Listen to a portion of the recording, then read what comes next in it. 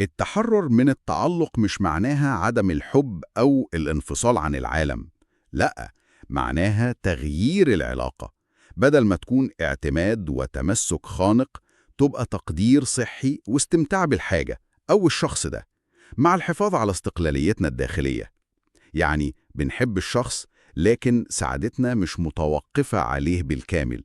بنسعى للنجاح، لكن قيمتنا الذاتية مش مربوطة بيه هو بس. المصادر بتقترح تمرين عملي كبداية للتفكير في ده. اكتب قائمة بالحاجات، أشخاص، أفكار، ممتلكات، عادات اللي لو فقدتها فعلا هتحس إن حياتك وقفت أو انهارت. مجرد كتابة القائمة دي بداية للوعي. الخطوة التانية إنك تبدأ بوعي تقلل الاعتماد النفسي والعاطفي على الحاجات دي تدريجياً، وتلاقي مصادر تانية للقيمة والسعادة جواك وفي جوانب تانية من حياتك.